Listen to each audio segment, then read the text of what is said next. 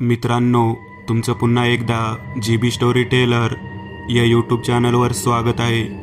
आजच्या आपल्या गोष्टीचं नाव आहे वान्स पिशाचिनी. लेखक संतोष देशपांडे. पण गोष्ट सुरू करण्याआधी जर कोणी या चॅनलवर पहिल्यांदाच आलेले असाल तर त्यांनी ह्या चॅनलला सबस्क्राईब करायला विसरू नका. चला तर मग अजिबात वेळ न घालवता गोष्टीला सुरुवात करूया.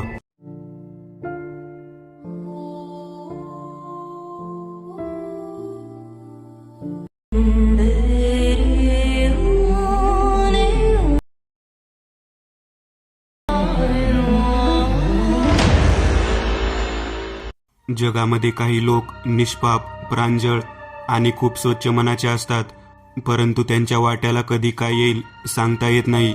विद्युत केंद्रामध्ये काम करत असलेल्या नरेंद्र आणि त्याच्या पत्नीच्या बाबतीत घडलेली ही घटना वीज महामंडळाच्या कर्मचाऱ्यांना राहण्यासाठी असलेल्या वसाहतीत खूप दिवसापासून कोणीच आलेले नव्हते.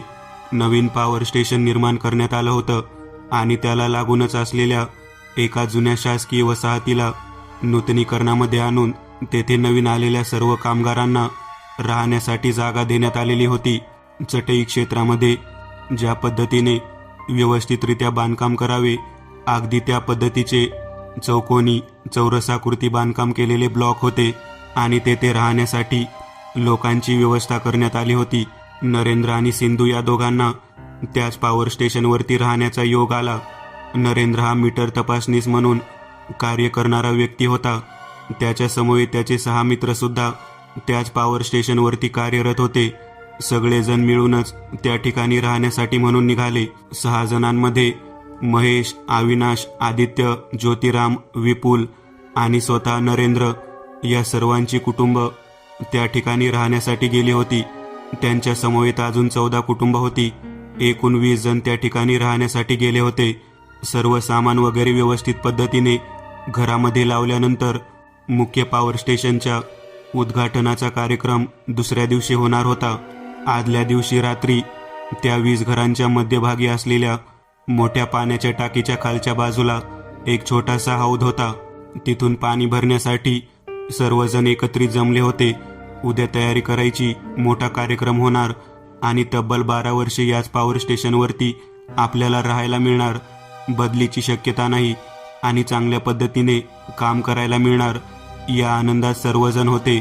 त्याच वेळेला भिंगे नावाच्या एका व्यक्तीने सब इंजिनियर विरुद्ध कालवा करायला सुरुवात केली.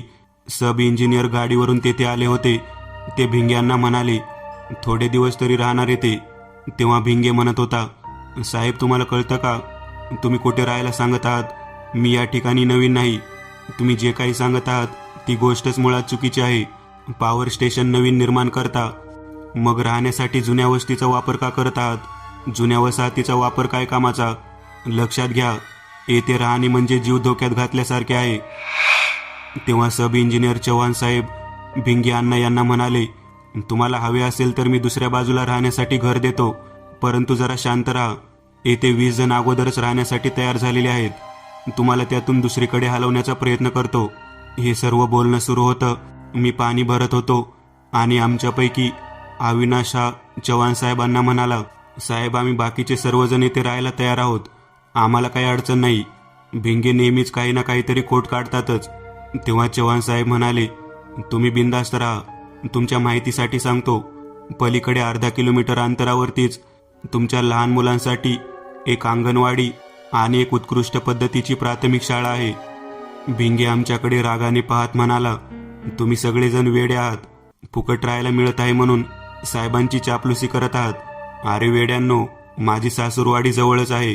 तुम्हाला माहिती नाही तुम्ही कुठे राहायला आलेले आहात. मी एक रात्र येथे राहणार नाही साहेब. मी सामान आणलेले नाही. मी माझे कुटुंब रात्री करता सुद्धा इथे थांबवणार नाही. मी निघालो इथून. भिंगे साहेबांना चव्हाण म्हणाले, तुम्ही माझ्या बोलण्यावरती विश्वास ठेवा. तुम्हाला हवं तर या वसाहतीच्या बाहेर असलेला जो बंगला आहे तेथे 2 खोल्या मी देईन. तेव्हा भिंगे साहेबांकडे पाहत म्हणाले, उद्या संध्याकाळी मी विचार करून सांगतो, परंतु आता मी या ठिकाणी थांबणार नाही. भिंगे आमच्याकडे पाहत म्हणाला, मित्रांनो, लहान मुलांना नीट सांभाळा म्हणजे झालं. त्याचं हे बोलणं ऐकल्यानंतर अविनाश म्हणाला, अहो भिंगे अण्णा, तुम्ही काय बोलत आहात? आम्ही आमच्या मुलांच्या जबाबदारी व्यवस्थित पद्धतीने घेऊ शकतो. तुम्हाला जर राहायचं नसेल तर राहू नका. विनाकारण काही बोलून विषय भलतीकडेच नेऊ नका. सब इंजिनियर आहेत, तुम्ही त्यांच्या हाताखाली काम करणारे कर्मचारी, परंतु तुम्हाला नेहमी त्यांच्यासारख्या सुविधा हव्या असतात. आता त्यांनी तुम्हाला 2 खोल्या देतो म्हणाले आहेत ना, मग आनंदाने राहा ना. उगाच आम्हाला का खिजवताय? भिंगे अविनाशकडे पाहत म्हणाला. उद्या ओरडत माझ्याकडे येऊ नकोस म्हणजे झालं. आता आम्ही सर्वजण भिंग्याकडे पाहत रागाने तेथून पाणी घेऊन निघून गेलो. संध्याकाळी सामान लावण्यामध्येच बराच वेळ निघून गेला होता. डाळ खिचडी करून खावी आणि रात्री झोपावं या पद्धतीने आम्ही विचार करत होतो. तेवढ्यात माझा मित्र महेश मला म्हणाला, आपण एकत्रितच येथे डाळ खिचडी बनवायची का? सगळेजण एकत्रितच राहू, जेवण वगैरे एकत्रित करू. कित्येक वर्षानंतर सर्व कुटुंबांना एकत्रितरित्या संध्याकाळी जेवायला मिळेल. महेशची कल्पना खूप छान होती. आम्ही सर्वजण एकत्रितच भोजन बनवण्याचा बेत आखून त्याच्या तयारीला लागलो. मोठे पातेले घेऊन चुलीवरती ठेवून भात शिजवण्याच्या दृष्टिकोनातून वेगवेगळे साहित्य गोळा करत गप्पा मारत आमचा संध्याकाळच्या भोजनाचा कार्यक्रम सुरू झाला होता. वेगवेगळ्या प्रकारच्या पदार्थावर चर्चा सुरू झालेल्या होत्या. त्याच वेळेला आमच्या समवेत राहणारे रांडे काका मला म्हणत होते, अहो सगळ्यात कोपऱ्यातला ब्लॉक मला दिला आहे.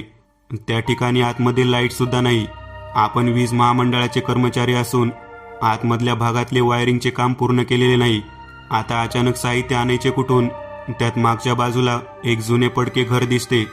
तेव्हा मी म्हणालो, रांडे काका, जरी लाईट नसली तरी काळजी करू नका, माझ्याकडे बॅटरी आहे, तुम्ही त्याचा वापर करू शकता. बोलणे झाल्यानंतर आम्ही सर्वांनी एकत्रितच जेवणाचा कार्यक्रम सुरू केला. सर्व लहान मुले एकत्रित जेवण करत असताना कोजागिरी पौर्णिमेप्रमाणे आनंद घेत होते. विशाखा म्हणून रांडे यांची मुलगी होती. ती साधारण इयत्ता 6वी-7वीला असेल. ती सर्वांसमोर नृत्य करून दाखवत होती. जेवण वगैरे झाल्यानंतर आम्ही तेथून भिंगे काकांकडे गेलो. भिंगे काका घरामधील आवराआवर करत होते. ते सब इंजिनियर साहेबांच्या बंगल्याच्या दिशेने जाण्यासाठी निघाले होते. भिंगे म्हणाले, मी एकटा सडासाटा माणूस, माझे काही साहित्य जास्त नाही, मी आता तिथे जाऊन राहतो, परंतु एक लक्षात ठेवा, तुमच्या लहान मुलांना सांभाळून राहा. मी त्यावेळी भिंग्यांना म्हणालो, तुम्ही सारखे असे का बोलत आहात? तेव्हा भिंगे म्हणाले, अरे नरेंद्र, ही वस्ती आहे, ही जागा आहे, ती एका वांजबाईसाठी प्रसिद्ध आहे. आता तो प्रकार घडतो का नाही माहीत नाही, परंतु माझे सासरे सांगत होते की या भागात रात्रीच्या वेळी एक बाई अंगाई गीत गाते. ते गाणं इतकं सुमधुर आणि सुरेल असतं की घरातील झोपलेला लहान मुलगा जागेवरून उठून तिच्या दिशेने जातो. ती बाई त्या मुलांना आपल्या समवेत घेते आणि कायमची घेऊन जाते. भिंगे अण्णांचे हे बोलणं ऐकल्यानंतर माझ्या समवेत असलेले माझे 5ही मित्र चांगलेच हादरले. भिंगे अण्णांना मी म्हणालो, अण्णा, तुम्ही आता जे सांगत आहात. तेव्हा महेश म्हणाला, काहीतरी चित्रविचित्र सांगून लोकांना वेड्यात काढायचा धंदा आहे भिंग्यांचा. त्यांना इथे राहायचं नको आहे. सब इंजिनियरच्या खोलीमध्ये राहायची इच्छा आहे, म्हणून हे सगळं काही चालू आहे. लक्ष देऊ नका यांच्याकडे. सिनियर आहेत म्हणून काय झालं, प्रत्येक वेळेला प्रत्येक कामात काही ना काहीतरी आडव लावायचं. भिंगे साहेबांच्या स्वभावामुळे कोणीच ऐकत नव्हतं. जेवढे काही लोक ते त्या सर्वांना माहीत होतं की भिंगे हे प्रत्येक वेळी काही ना काहीतरी चित्रविचित्र पद्धतीचं सांगून चांगल्या कामांमध्ये अडथळा निर्माण करतात. परंतु यावेळेला असं घडलं नाही. ज्या वेळेला रांडे काका घराकडे जाण्यासाठी म्हणून निघून गेले, त्यांनी माझ्याकडून 2 गोष्टी सोबत नेल्या. एक म्हणजे बॅटरी व दुसरी शाल. माझ्या पत्नीची लग्नातील हिरव्या रंगाची शाल त्यांनी सोबत नेली. सर्वजण तर एकत्रित जेवण करून झोपण्यासाठी परत निघालेलो होतो. 1 वाजण्याच्या सुमारास सुरेल आणि मधुर आवाजामध्ये कोणीतरी गाणं गात आहे असं ऐकू येऊ लागले. मी अचानक उठलो आणि आजूबाजूला पाहू लागलो. आवाज कुठून येतोय ते पाहण्यासाठी मी अंदाज घेत होतो. तेवढ्यात मला कळाले की माझ्या शेजारी माझा मुलगा नाही, केवळ माझी पत्नी सिंधू त्या ठिकाणी आहे. माझा मुलगा त्याच्या जागी नव्हता. बरोबर काही घेऊन तो बाहेर निघालेला होता. सिंधू, राजू कुठे आहे? मग तेव्हा सिंधू म्हणाली, अहो तो पहा ना, राजू बाहेर का निघालेला आहे, त्याला थांबवा. राजू जागेवर झोपलेला नव्हता, तो बाहेर निघालेला होता. मी राजू राजू म्हणून ओरडत होतो. तो काही केले ऐकत नव्हता. ती एक अशी वेळ होती की त्यावेळी लहान मुलं बाहेर जाण्याची कोणतीही शक्यता नव्हती. सिंधूकडे पाहत म्हणालो, काय चाललं आहे? सिंधू म्हणाली, थांबा थांबा, मी जाते. ती त्याच्याजवळ पोहोचली तर त्याने स्वतःच्या आईला ढकलून दिलं आणि तशाच भ्रमित पद्धतीने बाहेर जाणं पसंत केलं. जे गाणं सुरू होतं ते अतिशय सुंदर पद्धतीचं होतं. आम्ही एक एक जण घराच्या बाहेर आमच्या मुलाच्या पाठीमागे निघालो. तेव्हा बाहेर पाहिलं तर दृश्य अतिशय वेगळंच होतं. प्रत्येक घरातील लहान लेकरू बाहेर येऊन रांडे काकांच्या घराच्या दिशेने निघालेले होते.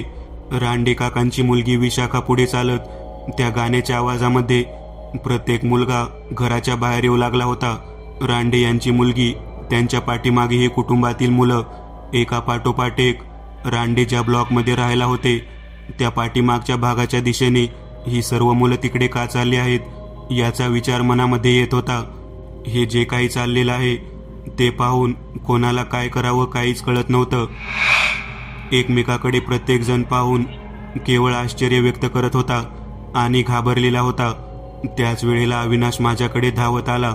अविनाश म्हणाला, भिंगे साहेबांनी जे सांगितलं ते अगदी जसेच्या तसं घडत आहे. काही करून या सर्वांना थांबवायला हवं. अंगाई गीत मोठमोठ्या पद्धतीने ऐकू येत होतं, परंतु व्यक्ती मात्र दिसत नव्हती. हे काय आहे याचा विचार प्रत्येकजण करत होता. सर्वजण चांगलेच घाबरले होते. मी लगेचच धावत धावत सब इंजिनियर जिथे राहतात त्या दिशेने निघालो. मला माहीत होतं भिंगे साहेब त्या ठिकाणीच असणार. मी भिंगे अण्णांना हाक मारू लागलो. भिंगे अण्णा यावेळी बाहेर कोण आला आहे ते पाहण्यासाठी खिडकीतून पाहत होते. त्यांनी मला पाहिलं आणि मला म्हणाले, नरेंद्र, बाहेर कशासाठी आला आहेस? तेव्हा मी त्यांना सांगितलं, त्या ठिकाणी तुम्ही सांगितलं त्या पद्धतीने सर्व काही घडत आहे. भिंगे साहेबांनी सब इंजिनियर चव्हाण साहेबांना उठवलं. 4 व्हीलर गाडी घेतली आणि आम्ही तिघेजण भिंगे साहेब ज्या ठिकाणी सांगतात त्या ठिकाणी जाण्यासाठी निघालो. रांडेच्या घराच्या पाठीमागे असलेल्या त्या पडक्या बंगल्यामध्ये सर्व लहान मुलं गेलेली होती. त्या दिशेने जाण्याचा प्रयत्न बरेच जण करत होते, परंतु आमच्या वसाहतीच्या कंपाऊंडच्या बाहेर कोणी पाऊल टाकू शकत नव्हतं.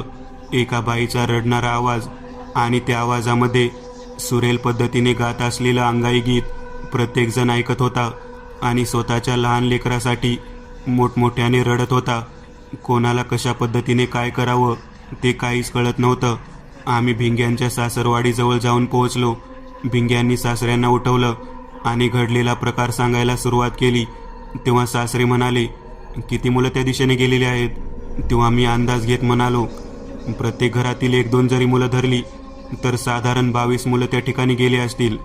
तेव्हा त्या म्हाताऱ्याने आपल्याजवळ घरातील पिठाचा डबा घेतला आणि गाडीत बसून स्वतःच्या कमरेला असलेल्या चंचीमधून हळद बाहेर काढून त्या डब्यात टाकू लागला.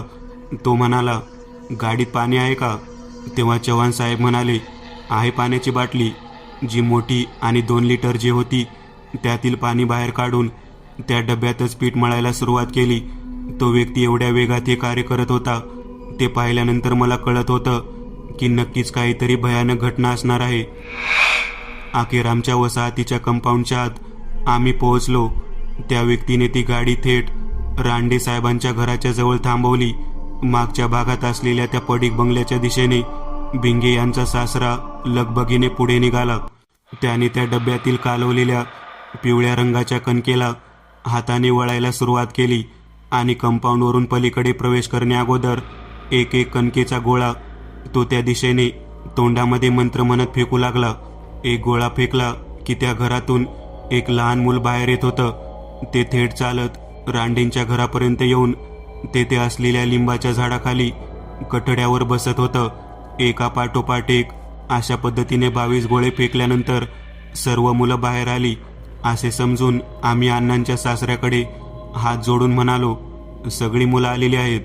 तेव्हा भिंगे अण्णा म्हणाले, येथे 22 मुलं नाहीत, अजून एक मुलगा राहिलेला आहे. ती बाई अजून गाणं म्हणत आहे. कोणाचा मुलगा राहिला ते पहा. तेव्हा माझ्या लक्षात आलं की माझा स्वतःचा मुलगा मी मोजलेला नव्हता. मी डोक्याला हात लावून म्हणालो, माझा मुलगा राजू अजून आलेला नाही. माझी बायको लिंबाच्या आजूबाजूने माझ्या मुलाला शोधत होती, परंतु तो अजून आलेला नव्हता. आता काय करावं कळना. भिंगे यांचे सासरे माझ्याकडे पाहत म्हणाले, अहो, मी तुम्हाला बरोबर आकडा मागितला होता. तुम्ही स्वतःच्या मुलाला त्यामध्ये गणलेच नाही. आता कणिकही नाही. आणि भंडारा सुद्धा नाही. आता काय करायचं? तुमच्या मुलाला कसं बाहेर काढायचं? ती बाई वांज आहे, ती वांज पिशाचिनी आहे. ती कोणालाही आत येऊ देणार नाही आणि त्या मुलाला बाहेर येऊ देणार नाही. हे देवा, किती मोठे संकट आले आहे आपल्यावर. भिंगे माझ्याकडे पाहत म्हणाले, काळजी करू नका रांडे, तुमच्या घरातील कणिक घ्या. मामजी बुवा यांच्या मुलाला बाहेर काढलं पाहिजे. तेव्हा भिंगेचे सासरे म्हणाले, आतमध्ये जाऊन त्या मुलाला बाहेर आणण्याचं धाडस कोणामध्ये आहे का? जर तसं धाडस असेल तर पुढे या. मी माझ्या मुलाच्या काळजीने व्याकुळ होतो. मी थेट पुढे सरसावत म्हणालो, माझ्या राजूला मी घेऊन येतो. भिंगे म्हणाला, मी सुद्धा तुमच्या सोबत येतो. चला, काय होईल ते होईल. इंजिनियर साहेब आमच्याकडे पाहत म्हणाले, मी सुद्धा येईन तुमच्या समवेत, घाबरू नका. एका पाठोपाठ एक असे आमच्यासोबत 5 जण यायला तयार झाले. तेव्हा भिंग्यांचे सासरे बुवा म्हणाले, एवढे जण जाणे योग्य ठरणार नाही. केवळ 2च व्यक्ती त्या ठिकाणी जावा. जावाई बापू, तुम्ही आणि या मुलाचे वडील दोघेजण आतमध्ये जाणार आहात. त्यांनी रांडेच्याकडील कणिक मळायला सुरुवात केली आणि त्यामध्ये त्यांच्याच घरात असलेला देवाऱ्यातील पंचपाळामधील हळदीचा भाग त्यात कालवायला सुरुवात केली. मी आणि भिंगे दोघेजणच आतमध्ये जाणार होतो. त्यांचे सासरे बुवा म्हणाले, तुमच्या दोघांच्या मस्तकावरती हळद आणि कुंकू याचे लेपन करा. समोर जर एखादी स्त्री दिसली तर तिच्या दिशेने हा कणकेचा गोळा फेकायचा, परंतु तिच्या डोळ्यामध्ये अजिबात पाहायचं नाही. तुमच्या मुलाला तुम्ही हाताने धरा. जावाई बापू, तुम्ही गोळा फेका आणि मागे न वळून पाहता थेट घराकडे निघून या. ती मुलगी किंवा ती बाई तिचे विद्रूप रूप दाखवण्याचा प्रयत्न करेल, ती तुम्हाला आडवी येण्याचा प्रयत्न करेल. तेव्हा मात्र मस्तकावरती लावलेला जो भंडारा आणि जे लाल कुंकू आहे ते तिला दिसेल. अशा अवस्थेमध्ये तुम्ही डोळे मिटून तिच्याकडे पहा. भिंगे सासऱ्यांना म्हणाले, ठीक आहे, त्या घरातून बाहेर आल्यानंतर मागे वळून पाहायचे नाही. आम्ही नाही पाहणार, पण या नरेंद्रच्या मुलाने चुकून पाहिलं तर त्याने पाहू दे. त्याला आणि इतर मुलांना त्या बाईने जाणून बुजून येथून बोलावून नेलेलं आहे. हे क्षेत्र त्या बाईचे आहे. तेव्हा आम्ही हळूहळू पुढे पाऊल टाकत निघालेलो होतो. त्या घराच्या दरवाजाजवळ पोहोचल्यानंतर आतमध्ये माझ्या मुलाला मांडीवरती बसवून त्याला स्वतःच्या स्तनाचे दूध पाजत ती बाई गाणं म्हणत होती आणि डोळ्यातून अश्रू ढाळत होती. ती आमच्याकडे पाहण्याचा प्रयत्न करून आम्हाला रोखण्याचा प्रयत्न करत होती. भिंग्यांनी तिच्या दिशेने कणकेचा गोळा फेकला. तिने स्वतःच्या हातात कणकेचा गोळा धरला आणि मांडीवरचं मूल माझ्या दिशेने सरकलं. तो गोळा धरल्यानंतर त्या बाईने काही क्षणातच त्या गोळ्यापासून एक लहान मूल बनवलं. ते तिच्या मांडीवरती रडू लागलं की बाई हर्ष उल्हासित होऊन मोठमोठ्याने आनंदित होऊन माझ्या बाळा, माझ्या बाळा म्हणून ओरडू लागली. आम्हाला भिंगे यांच्या सासऱ्याने तिच्या डोळ्याकडे पाहू नका म्हणून सांगितलं होतं. आम्ही त्या दिशेने न पाहता माझ्या मुलाला घेऊन बाहेर वळालो. ती बाई मोठ्याने ओरडली, असं इथून जाऊ देणार नाही मी. माझ्या बाळाला, माझ्या सोन्याला आहेर आणून द्यावा लागेल. त्याचं बारसं करायचं आहे. 5 बायका लागतील. तुम्ही इथून जाऊ नका. तुम्ही जर गेला तर बायका त्या कशा मिळणार? भिंगे घाबरला. मला म्हणाला, काही बोलता सरळ चला, मागे वळून पाहू नका. आम्ही हळूहळू पुढे निघालो, परंतु त्या बाईने आम्हाला पुढे जाऊच दिले नाही. ती बाई आमच्याकडे पाहत मोठ्यांदा ओरडत म्हणाली, मी बाहेर जाऊ देणार नाही. अचानक जे मुख्य दार होतं ते बंद झालं आणि आतमधून त्याला कडी लागली गेली. मी माझ्या मुलाला माझ्याकडे वर घेतलं. खांद्यावर घेऊन त्याला जवळ कवटाळून धरलं. भिंग्यांनी तो दरवाजा उघडण्याचा प्रयत्न केला, परंतु दरवाजा न उघडता ते थेट मागच्या दिशेने खेचले गेले. ती बाई ओरडत म्हणाली, 5 सवाष्ण बायका या ठिकाणी यायला हव्यात. जोपर्यंत या बायका येत नाहीत तोपर्यंत तू बाहेर जाऊ शकणार नाहीस. भिंग्याकडे पहा. त्या बाईने असे उद्गार बोलल्यानंतर मी घाबरलो. मी म्हणालो, बायकांना कोण बोलावून आणणार? आम्ही जर दोघे येथे अडकलो तर कोण बाहेर जाणार, कोण सांगणार? तेव्हा ती बाई म्हणत होती, तू आणि तुझा मुलगा जाईल. हा येथेच थांबेल. याच्या सासऱ्याने तुला इथे पाठवले ना, त्याचा सासरा पुढचा सर्व काही बंदोबस्त करेल. त्याला माहीत आहे मी कोण आहे. जा तुझ्या सासऱ्याला सांग मला काय हवं आहे. ते माझ्या लेकराचं बारसं राहिलं आहे, ते बारसं करायचं आहे. 5 सवाष्ण बायका पाठव म्हणाव त्याला. मग मी दरवाजाच्या दिशेने निघालो. आपोआप दरवाजा उघडला. भिंगेला मात्र त्या बाईने मानगुटीजवळ गच्च धरून ठेवलेलं होतं. तो काही केल्या पुढे येऊ शकत नव्हता. भिंगे ओरडत होता, या बाईने मला धरले आहे. तेव्हा मी ओरडून म्हणालो, तिच्या डोळ्याकडे पाहू नका. भिंग्याने डोळे बंद केले. मी कसाबसा लगबगीने बाहेर आलो आणि माझ्या मुलाला लिंबाच्या कठड्यावरती बसून मी सासरेबुवांना म्हणालो, तुमच्या जावयाला त्या बाईने आत धरून ठेवले आहे. आता मात्र सासरा चिडला. तो म्हणाला, काय मागत आहे ती? तेव्हा मी म्हणालो, तिने 5 सवाष्ण बायकांना बोलावलं आहे. अरे बापरे, हे खूप भयानक पद्धतीचं आहे. ती तिचा सूड घेऊ इच्छित आहे. आता कोणत्याही स्त्रीला मी आज पाठवू शकत नाही. तेव्हा मी म्हणालो, ती म्हणत आहे की तुम्हाला या सर्व गोष्टी माहीत आहेत. तेव्हा भिंगे यांचा सासरा मला म्हणाला, होय, मला माहीत आहे ती कोण आहे, ती अशी का करत आहे, तिचा सर्व इतिहास मला माहिती आहे. तेव्हा मी म्हणालो, मग तुम्ही बायका पाठवायला का घाबरत आहात?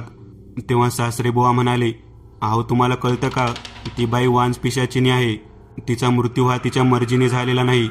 तिला वांजुटी म्हणून लोकांनी भयंकर त्रास दिला आहे. या बाईची कहाणी खूप वेगळी आहे. सासरेबुवा सांगू लागले, 12 वर्षापूर्वी याच भागामध्ये मी राहायला आलो होतो. ही वसाहत नवीन होती. त्यावेळची घटना आहे. अंगणवाडी ज्या ठिकाणी आहे त्या ठिकाणी सरिता नावाची एक बाई काम करत होती. ती तरुण होती. तिचं नुकतंच लग्न झालं होतं, परंतु तिला मूल मात्र होत नव्हतं. एका वैद्याने तिला लेकरू होणार नाही असं सांगितलं होतं आणि तिथूनच सर्व वाईट घडायला सुरुवात झाली. त्या सरिताला कोणीही कोणत्याही चांगल्या कार्यक्रमाला बोलावत नव्हतं. कोणाचं बारसं असू दे, नाव ठेवण्याचा कार्यक्रम किंवा वाढदिवस असू दे, तिला कोणाच्याच घरी बोलावलं जात नव्हतं.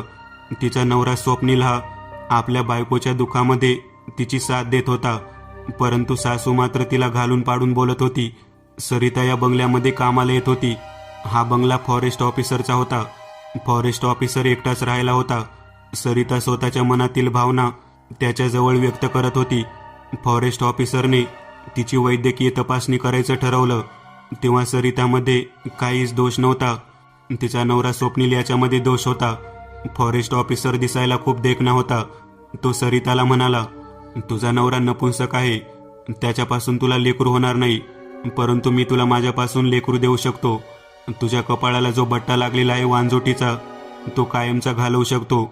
सरिता हिच्या डोक्यात बायकांनी केलेल्या गोष्टी आणि बायकांनी दिलेला त्रास सारखा लक्षात येत होता. तिने अनैतिकरित्या त्या फॉरेस्ट ऑफिसर बरोबर आपले संबंध जुळवले. 2 महिन्यानंतर तिला दिवस गेले. अतिशय सुरेख आणि सुंदर दिसणारी मुलगी आई होऊ शकत नाही या गोष्टीची चर्चा सर्वत्र होती. परंतु अचानक दिवस गेल्यानंतर वस्तीवरती चर्चा होऊ लागली. स्वप्नील याला त्याच्या मित्रांनी, तुझी बायको बाहेर खाली करते, कोणत्या तरी साधूकडे जाते, साधना करते आणि त्याच्याकडूनच तिला लेकरू झालेला आहे असे सांगितले. ते तुझ्या पोटचे बाळ नाही असे सांगितल्यानंतर तो भयंकर चिडला. आपली बायको सरिता घरी आल्यानंतर त्यांनी आपल्या आईसमवेत एक कट केला आणि तिला विष खाऊ घालून त्याने कामाला पाठवले. फॉरेस्ट ऑफिसर ड्युटीवरती गेला होता. घरामध्ये काम करत असलेली सरिता लहान भावल्याला आपल्या छातीशी कवटाळून ते जणू काही आपलं मुलंच आहे म्हणून गाणं गात होती. अंगाई गीत म्हणत होती.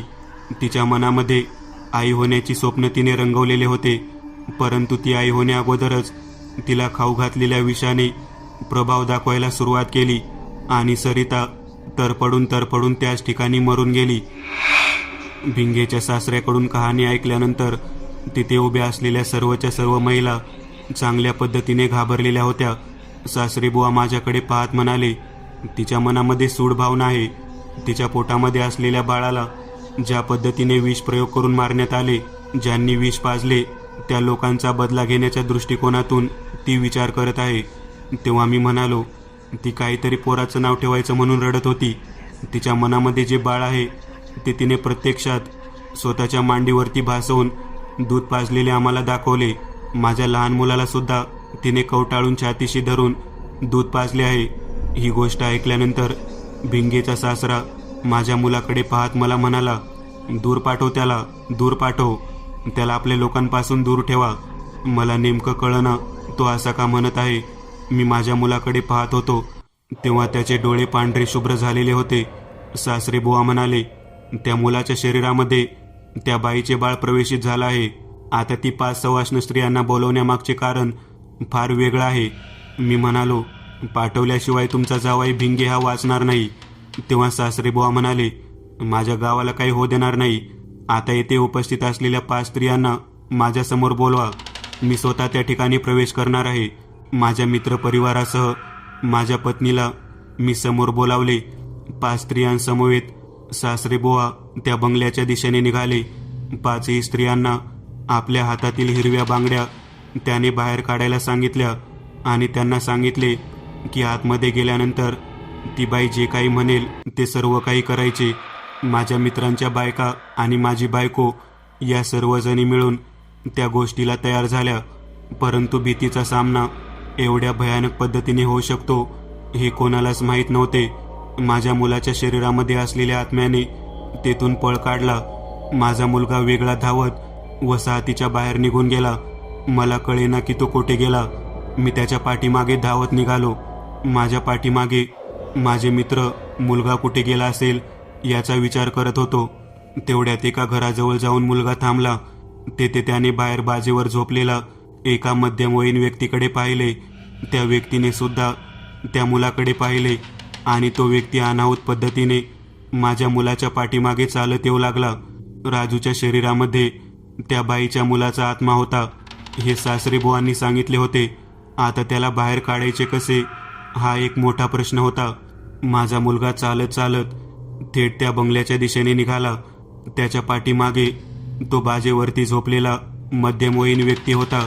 सासरेबुवांसह 5 बायका घराच्या आतमध्ये गेल्यानंतर समोर त्या बाईकडे त्यांनी पाहिले तेव्हा ती मांडी घालून बसली होती आणि लहान मुलाला कुरवाळावे त्या पद्धतीने त्या कणकेच्या गोळ्याला कुरवाळत छातीला लावून धरून रडत होती. बायकांना पाहिल्यानंतर त्या बाईने त्यांना हळदी कुंकू लावण्यासाठी बसायला सांगितलं. सवाष्ण बायका आल्या आहेत. तेव्हा ज्या पद्धतीचा व्यवहार होतो त्या पद्धतीचा व्यवहार ती स्त्री करू लागली. तिचे स्वरूप भेसूर नव्हते, परंतु ती भूत आहे हे बायकांनी ओळखल्यामुळे त्या घाबरत होत्या. भिंगेकडे पाहत सासरेबुवा म्हणाले, मी सांगतो त्या पद्धतीने तू इथून बाहेर निघून जा. तेव्हा भिंगे म्हणाला, आहो मामाजी, या बाईने मला सोडलं पाहिजे ना. ती बाई आतमध्ये जाऊन तिने खाण्याच्या वस्तू बाहेर आणल्या आणि त्या बायकांसमोर ठेवल्या. तिने काही क्षणातच बंगल्यातील वर बाजूच्या कडीला एक झोळी अडकवली आणि त्यात ते कणकेचे छोटे बाळ टाकले आणि बायकांना म्हणू लागली की पाळणा म्हणा. या भयानक अवस्थेत कोणती बाई पाळणा म्हणणार. तरी सुद्धा तोडकं मोडकं व्याकरण जोडत बायकांनी पाळणा म्हणायला सुरुवात केली. त्याच वेळेला त्या दारामध्ये माझा मुलगा राजू येऊन थांबलेला होता. तो थेट त्या बाईच्या दिशेने पळत पळत गेला आणि तिला घट्ट मिठी मारून मागच्या दिशेने वळून त्या मध्यमवयीन व्यक्तीकडे बोट करून दाखवू लागला. त्या व्यक्तीला पाहिल्यानंतर सरिता प्रचंड मोठ्याने ओरडू लागली. तिने स्वतःच्या पोटाला हात धरला. तिच्या डोळ्यातून अश्रू वाहू लागले.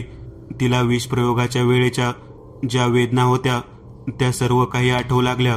सासरेबुवा भिंगेंना म्हणाले, या घराच्या बाहेरची वाट आपल्याला आता शोधावी लागेल. ती बाई खाली बसून त्या झोळीजवळ स्वतःच्या पोटाला धरून तडफडत होती. तो व्यक्ती बाहेर जाण्याच्या दिशेने प्रयत्न करत होता, परंतु त्याला बाहेर जाता येत नव्हते. भिंगेच्या सासऱ्यांनी त्या व्यक्तीला बाहेर जाण्यासाठी मदत करायचे ठरवले. तेवढ्यात ती बाई ओरडली, तू तुझ्या जावयाला घेऊन जा, या बायकांना घेऊन जा, पण याला बाहेर घेऊन जाऊ नकोस.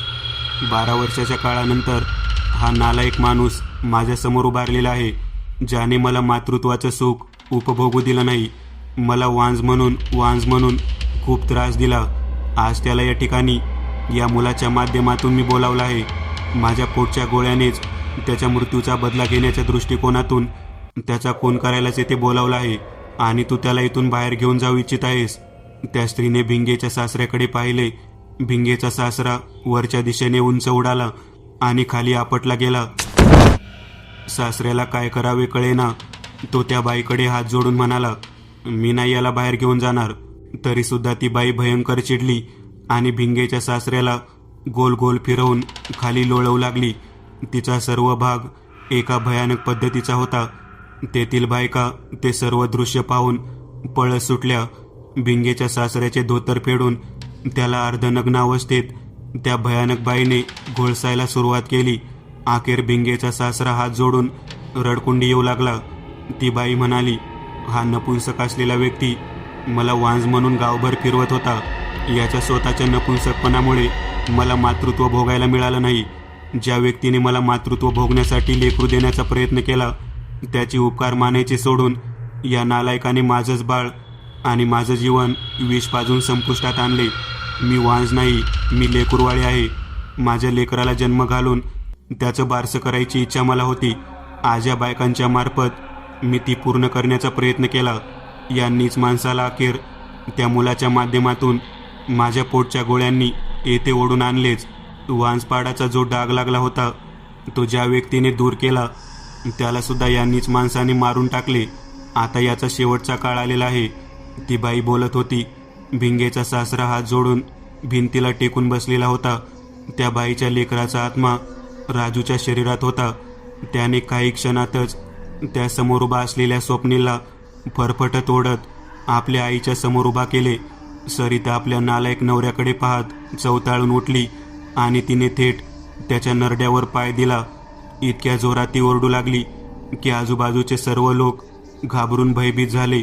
भिंगेचा सासरा सुद्धा जसा आहे त्या अवस्थेत पळून बाहेर मला अखेर वांज म्हणून प्रसिद्ध असलेल्या त्या पिशाचिनी स्त्रीने स्वतःचा वांजोटेपणा खोडून काढत सर्वांच्या देखत तिच्या नालायक नवऱ्याचा जीव घेतला.